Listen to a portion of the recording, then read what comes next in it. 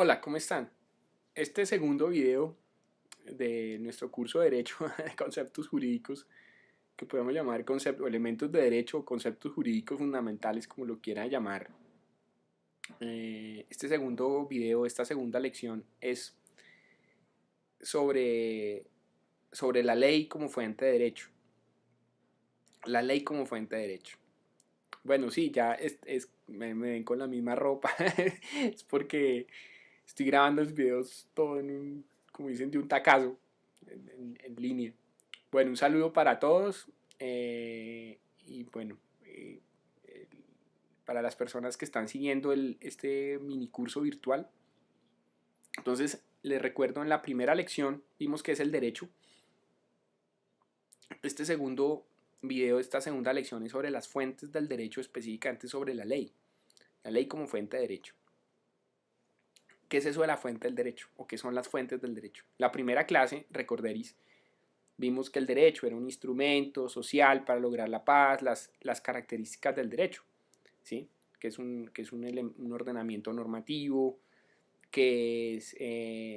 son normas emitidas por el Estado, permitidas por el Estado, si son emitidas por los particulares, y que tengan validez jurídica. La tercera característica es que sean intersubjetivas. La cuarta característica es la coercitividad.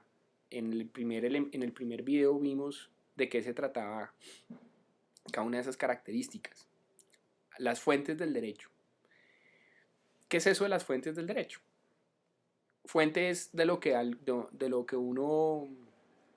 sale, es como el origen de algo, a donde uno va a beber, ¿sí? Cuando uno dice fuente se le viene a la cabeza una fuente, por ejemplo, una fuente de agua. Pero ¿qué es una fuente del derecho? Hay dos tipos de fuentes del derecho, materiales y formales. La primera fuente, las fuentes materiales, es el derecho que regula. ¿El derecho de qué se nutre? Pues de la realidad. ¿Sí? O sea, el derecho no es metafísico. Por ejemplo, el derecho no regula el tema de los ángeles, el tema de los espíritus, o incluso Dios. Alguien me puede decir, no, pero mire, por ejemplo, la Constitución del 86 hablaba de Dios, la Constitución del 91 en Colombia hablaba sobre Dios. Ojo, porque lo que hace las normas jurídicas no es regular a Dios, sino la creencia de las personas en Dios. Es diferente. O sea, hay un hecho social, es que las personas tienen una religión. En Colombia, no sé, yo no sé, el 60%, 70%, no sé, creo que son católicas. Entonces creen en Dios. ¿Qué le vamos a hacer? O sea, Colombia no es un país ateo. De hecho, en el 86, o sea, la Constitución del 86 trataba a Colombia como un país confesional. Colombia era un país católico. Desde el 91 Colombia dejó de ser un país confesionalmente católico. Hoy sí, el Estado acepta por lo jurídicamente varias religiones. ¿Sí? Entonces, el derecho no es metafísico, pero el derecho reconoce que las personas sí creen en cosas metafísicas. O sea, por ejemplo, en la creencia en Dios, una creencia religiosa que es metafísica, pero lo que regula es la creencia de la persona, no regula el hecho metafísico. Alguien me dice, bueno, pero el derecho canónico de pronto sí. Incluso el derecho canónico, eh, eh, pues se discute mucho eso, pero por lo menos desde un punto de vista legal, nacionalmente, pues hay una controversia frente a eso. Acuérdense, por ejemplo, la Corte Constitucional declaró inexequible el concordato de Colombia con la Santa Sede, porque hay libertad religiosa en Colombia. Entonces, digamos que pueden haber normas jurídicas que sean metafísicas. Sí, la Iglesia Católica tiene ese tipo de normas, pero incluso ni siquiera el derecho canónico, porque el derecho canónico regula situaciones, digamos, del mundo terrenal referidas a la creencia en Dios, pero no a Dios en sí mismo. O sea, la Iglesia Católica pues tiene el catecismo, las encíclicas, se habla de Dios, de la misma Biblia. Pero es diferente en cuanto al derecho canónico, porque lo que regula es la conducta de los miembros de la Iglesia Católica frente a eso, frente a esas creencias. Incluso el derecho canónico es terrenal, si uno lo quiere poner desde ese punto de vista. Entonces, las fuentes materiales es a donde acude el derecho, o el derecho de qué se nutre, pues de la realidad material.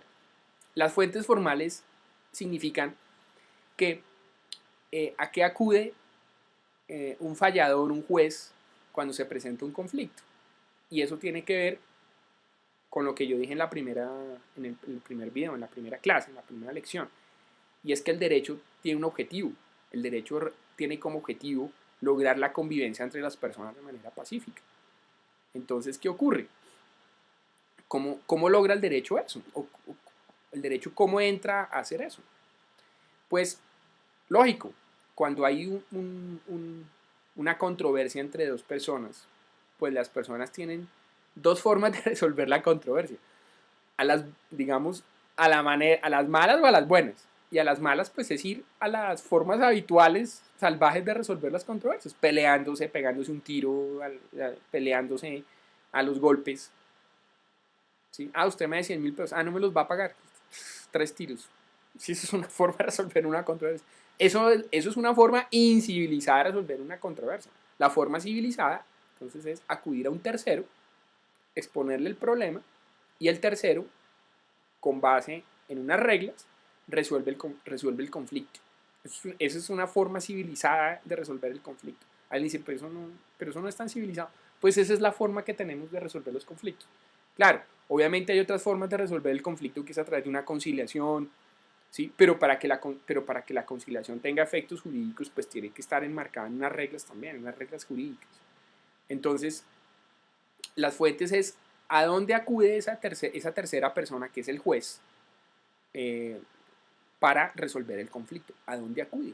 ¿Cómo hacen? O sea, si uno tiene un conflicto con una persona, acude al juez y el juez dice, a ver, ¿usted de qué religión es? No, yo soy católico. ¿Y usted de cuál? Judío. Yo soy católico. Entonces yo fallo a favor del católico. El católico tiene la razón, ¿no? El juez tiene que acudir a unas reglas. ¿Sí ven? ¿Y en dónde están esas reglas o cuáles son esas reglas? Entonces, esas son las fuentes formales. O sea, las fuentes a las cuales acuden los jueces. De manera universal, las fuentes formales pues son la ley, la jurisprudencia, la doctrina, la costumbre y los principios generales del derecho. Son como las fuentes universales, digamos. El Estatuto de la Corte Internacional de Justicia de la Haya, si ustedes leen el estatuto, dice cuáles son las fuentes que tiene el estatuto para resolver los conflictos. Habla, por ejemplo, también del derecho de gentes. Más adelante vamos a explicar qué es el tal derecho de gentes. Eso tiene que ver con el derecho romano, aunque hoy no tiene, digamos, la connotación del derecho romano, sino hoy se alude como al derecho común. Es más referido, pero yo voy a explicar en otros videos qué es eso del derecho de gentes. Entonces, las fuentes del derecho. En primer lugar, la ley. Es a lo que primero acude el juez. El juez o el tercero, en este caso en Colombia es un juez, el que resuelve los conflictos, por lo menos desde el punto de vista estatal, porque pues si usted quiere resolver el problema de manera civilizada, hay otras formas de resolver el conflicto, ¿sí? Desafortunadamente, ¿sí? La gente, usted me dé plata, entonces van y le pegan un tiro, o sea, eso es una forma incivilizada, el derecho es una forma civilizada de resolver un conflicto.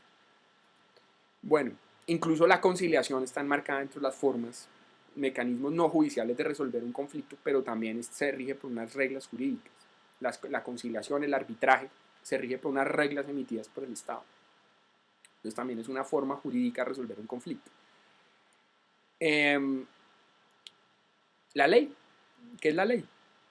Entonces la ley, como yo siempre lo digo, tiene varias acepciones. ¿Qué es una acepción? Una palabra puede tener diferentes significados, ¿sí? Por ejemplo, el ejemplo que yo siempre pongo, que es un ejemplo un poco brusco, un poco brocha, pero la palabra perro, por ejemplo. Si digo perro, ¿a qué me estoy refiriendo? Pues me estoy refiriendo al animal mamífero cuadrúpedo que mueve la colita. Ese es el perro. Pero también perro, por ejemplo, en Colombia, perro caliente se refiere a esa comida que tiene una salchicha, se le echa salsa de tomate. Entonces cuando uno dice en Colombia, por lo menos en Colombia, va a comer un perro, pues uno está refiriéndose a la salchicha con el perro. Pero sí ve que la palabra tiene diferentes acepciones. Cuando ustedes ven el diccionario, ustedes ven que las palabras pueden tener diferentes acepciones. A mí me gusta hablar de la ley porque se habla de ley en sentido formal, ley en sentido material, pero yo pienso que para una persona que está hasta ahora abordando el derecho, esa explicación de ley en sentido formal y material puede tener dificultades de entendimiento. Es más pedagógico hablar de acepción de la palabra ley. Es más difícil. Y en el video, y como estos videos no pueden ser tan largos, digamos, me extendería demasiado si explico lo que es ley en sentido formal, ley en sentido material. Me gusta más hablar de acepciones. Entonces, la ley. Ley es, pues, tiene varias acepciones. La primera sería ley como ordenamiento jurídico. Ley como ordenamiento jurídico. O sea, cuando en Colombia la Constitución dice los jueces en sus providencias solo están sujetos al imperio de la ley. Se está refiriendo a la ley como todas las normas, como el ordenamiento jurídico en su conjunto. ¿Sí? También está la ley como la norma jurídica que emite el Congreso. ¿Sí? En Colombia el Congreso emite normas jurídicas y esas normas se llaman leyes.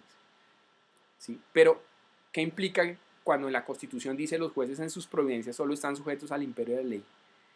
Eso no significa que la norma jurídica emitida por el Congreso sea la única fuente de derecho.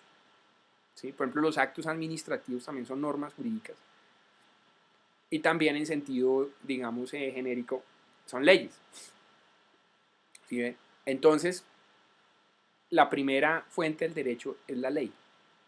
Es la primera. En Colombia es la única fuente formal del derecho. ¿Sí? Alguien, de pronto algún abogado que esté viendo me estará diciendo no, porque acuérdense que también está la acción de tutela, el problema con la jurisprudencia, la Corte Constitucional. Sí. Pero, para no hacer más difícil el tema, esa es la primera fuente y es una fuente universal. Me explico. Hay un problema entre dos personas. Supongamos, alguien me dé 100.000 pesos, yo lo demando, acudo ante un juez. ¿El juez cómo resuelve el problema? Pues mira el Código Civil. Dice, el contrato es ley para las partes, usted cumplió el contrato, tenía que pagarle tal plata, entonces condena a la persona, le exige a la persona que me pague la plata y fuera eso pagarme perjuicios. ¿Sí? Si me causó un daño por no haberme pagado la plata en un tiempo determinado. O los intereses moratorios, que los intereses moratorios tienen un efecto indemnizatorio. Para los que ya están viendo obligaciones y eso, saben eso. Pero bueno, entonces la ley, acudir a la ley para resolver el conflicto. O sea, acudir a las normas jurídicas. En el curso pasado, en el video pasado, estaba hablando de Hans Kelsen. Hans Kelsen creó, bueno, claro que no fue Hans Kelsen, realmente al parecer fue un alumno de él, el que creó un esquema que se llama la pirámide invertida de Kelsen. La pirámide invertida de Kelsen es un triángulo. Aquí estoy tratando de un triángulo invertido, o sea, la base arriba, en la cual las normas jurídicas más importantes van arriba y las normas jurídicas que son menos importantes van hacia abajo. Entonces, la norma más jurídica más importante es la Constitución, después siguen las leyes emitidas por el Congreso y debajo están los actos administrativos de orden nacional, de orden departamental y de orden municipal. Entonces, la Constitución, eso para referirse a la ley, en la acepción del sentido genérico. La norma jurídica más importante pues es la Constitución. En Colombia es la Constitución. Porque la Constitución se adjudica ser la norma jurídica más importante. ¿Sí? De pronto en videos posteriores vamos a entrar en el tema cuando hablemos de la Constitución, vamos a darnos cuenta que no solo por el simple hecho de que la Constitución se autoadjudique ser la más importante, es la más importante. Eso lo vamos a discutir en videos posteriores. Debajo están las leyes emitidas por el Congreso. Por ejemplo, los códigos. En Colombia los códigos solo pueden ser, desde la Constitución del 91, solo pueden ser emitidos por leyes. Por ejemplo, el Código Civil, el Código Penal, el Código General del Proceso. Y debajo están los actos administrativos, que son los que emiten las autoridades administrativas, principalmente la rama ejecutiva, aunque hay otras autoridades que no son de la rama ejecutiva que también emiten actos administrativos. Entonces, esa es la primera fuente del derecho. Entonces, cuando hay un conflicto entre dos personas, ¿a qué es lo que primero se debe acudir? ¿O a qué es lo que acude el juez? A la ley. La ley la ley en sentido, digamos, general. ¿Sí? En el sentido general de la ley, o sea, no solo a las leyes emitidas por el Congreso, a eso es que me estoy refiriendo. Yo sé que hay muchos abogados, profesores que me están diciendo, pero tienen que hablar de la ley en sentido formal y la ley en sentido material. No, porque me alargaría mucho.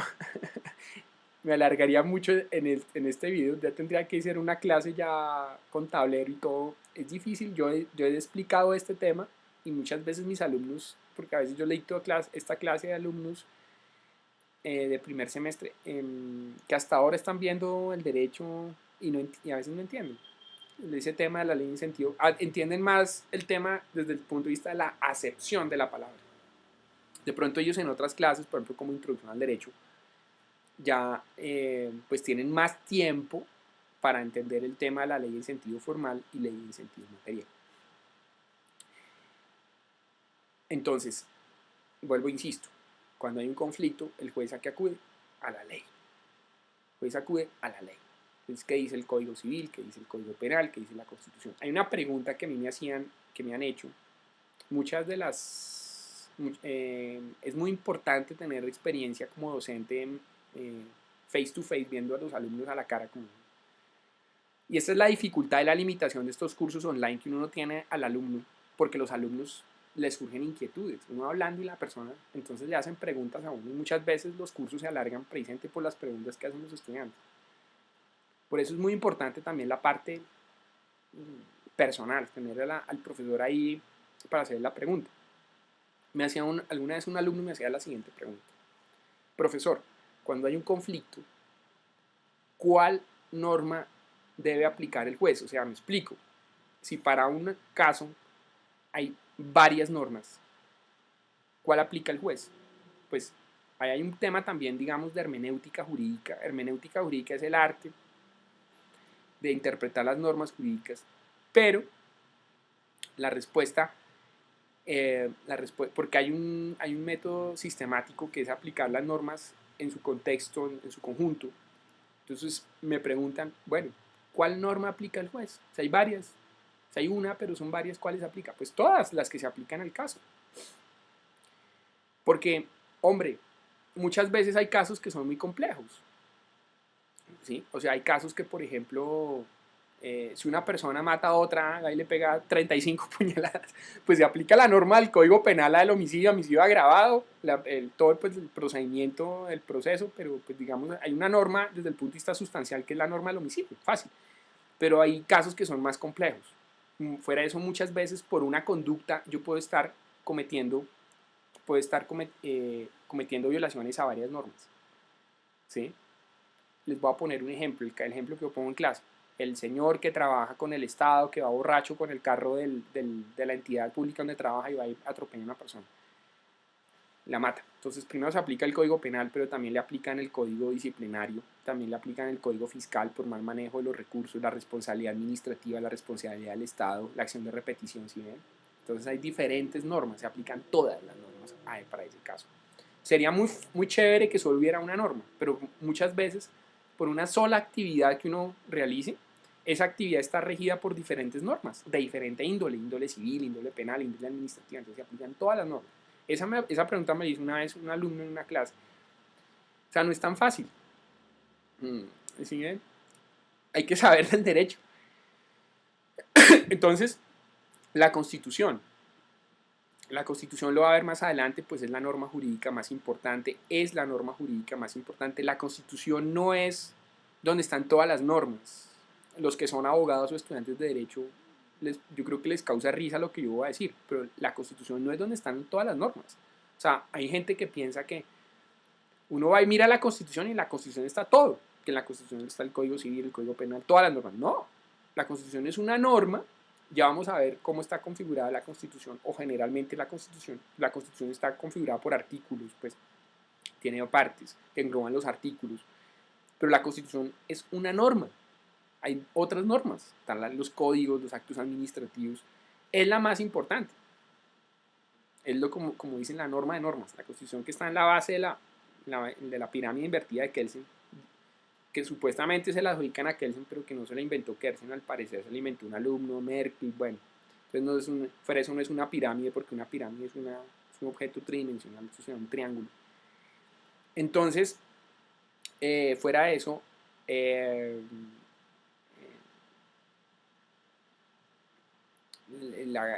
fuera de la Constitución, fuera de las leyes, de los códigos, hay leyes que no son códigos, hay diferentes tipos de leyes también, ¿sí?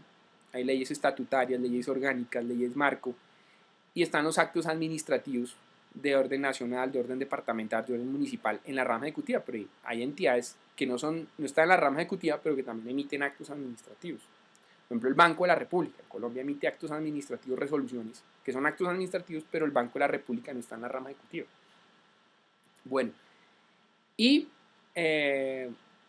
hay un tipo de norma jurídica que yo siempre le pregunto a mis alumnos dónde está, en la pirámide invertida, en la Constitución, las leyes y los actos.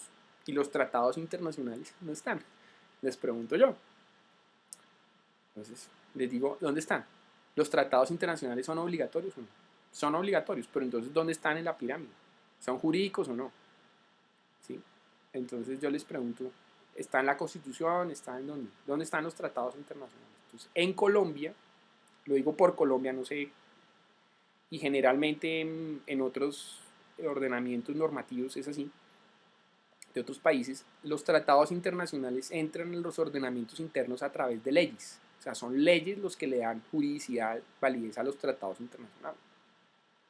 No basta que los gobiernos o los jefes de Estado suscriban los tratados para que sean obligatorios. Generalmente, los tratados para que sean obligatorios desde el punto de vista jurídico requieren una aprobación por parte del órgano legislativo. Por ejemplo, cuando Colombia suscribe el TLC con Estados Unidos, Colombia tuvo que aprobar el TLC primero en el Congreso de Colombia, después de haber sido negociado, firmado con el gobierno de Estados Unidos. Y en Estados Unidos pasó lo mismo. Después de la negociación, de la firma con Colombia, el tratado tuvo que haber sido aprobado en el Congreso de Estados Unidos. ¿Sí? El tratado tuvo que ser aprobado en Estados Unidos, en el Congreso de Estados Unidos. Entonces, en Colombia, ¿cómo entra un tratado al ordenamiento interno? A través de leyes. De una ley entra al ordenamiento interno. Alguien me dirá, bueno, pero entonces los tratados tienen rango legal. En Colombia sí, pero en Colombia la Constitución dice que hay unos tratados que tienen rango constitucional, que son los tratados que versan sobre derechos fundamentales. Eso es lo que se denomina en Colombia el bloque de constitucionalidad. Bloque de constitucionalidad no es solo la Constitución, sino también tratados que versen sobre derechos fundamentales, pero que no están en la Constitución, digamos, de manera, no están en la Constitución, en el librito de la Constitución, podemos decirlo. Pero como versan sobre derechos fundamentales, también tiene rango de Constitución. Acuérdense el tema, lo que sucedió con Gustavo Petro, el exalcalde de Bogotá, que se interpuso una tutela con base en un tratado internacional, la Convención Interamericana de Derechos Humanos de la OEA, que decía que un funcionario elegido popularmente solo podía ser destituido por sentencia y no por acto administrativo. Y aquí en Colombia esa tutela se falló afirmativamente, en que Gustavo Petro no podía ser destituido por un acto administrativo, sino tenía que ser destituido por sentencia. ¿Sí? Y eso es un derecho que no estaba en la Constitución, digamos, de Colombia, sino en un tratado internacional. Entonces los tratados entran por leyes, como leyes, pero hay tratados internacionales que tienen rango constitucional porque versan sobre derechos fundamentales. En Colombia esos tratados tienen rango constitucional. Entonces esa es la primera fuente, la ley, ¿no es cierto? Bueno, algunos me dirán, bueno, ¿y si no hay ley aplicable al caso? Eso es lo que se llama, lo que llama la introducción al derecho, las lagunas jurídicas, cuando no hay una norma aplicable al caso. O sea, hay un problema, el juez es competente, pero no hay una norma. El juez no puede denegar justicia, o sea, no puede decir, no, como no existe norma, norma sustancial, digamos, no fallo el caso. Si el juez competente tiene que fallar, entonces tiene que acudir a los métodos para resolver las lagunas jurídicas. En el caso colombiano, el Código Civil dice que si no hay una norma aplicable al caso, se aplica la analogía. Es una norma similar. Entonces aplica una norma similar a la hipotética norma que no existe. Tiene que aplicar una norma similar para resolver el caso. Si no hay norma si no hay norma sustancial, si no hay norma analógica, o sea, analogía, tiene que acudir a los principios constitucionales para resolver el caso. Y si no hay principios constitucionales, a los principios del derecho. Más adelante voy a explicar qué son los principios del derecho, qué son los principios constitucionales. Entonces les quedó claro lo que es la ley. Para resumir, la fuente del derecho sirve para resolver el conflicto, porque el derecho no está solo para amargarle la vida a los estudiantes de derecho. El derecho existe como una herramienta para resolver los conflictos. Cuando hay un conflicto se acude un tercero. Ese tercero realmente es un juez, un fallador, un operador jurídico. Y ese señor, ¿cómo resuelve el conflicto? A veces yo cuando parpadeo muchas veces porque se me mete algún mugre por las gafas, entonces los que tenemos gafas para poder limpiar los ojos, como no podemos meternos el dedo en el ojo, entonces lo que hacemos es que parpadeamos, entonces pues uno queda como un loco ahí porque uno parpadea. Parece uno, esto está loco, uy, esto ya no. Es porque uno parpadea para limpiarse el ojo, uno como no tiene las gafas, entonces uno parpadea para limpiarse el ojo. Entonces, está el conflicto, está el fallador. ¿Cómo resuelve el conflicto el fallador? Pues acude a la ley, a las fuentes del derecho. La primera fuente, en Colombia, la única fuente formal de derecho es la ley.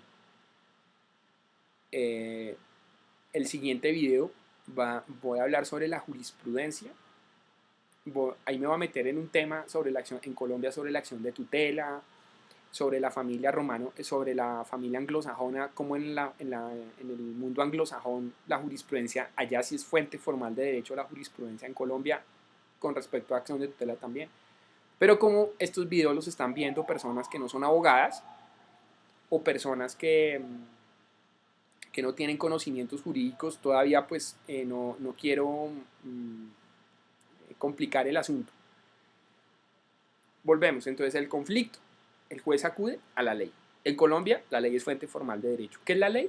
Pues no solo las normas emitidas por el Congreso, sino en general todo el ordenamiento jurídico, incluida la Constitución, incluida las normas emitidas por el Congreso, los actos administrativos y los tratados internacionales. Pero como los tratados internacionales entran como ley, entonces pues está ahí incluida como ley.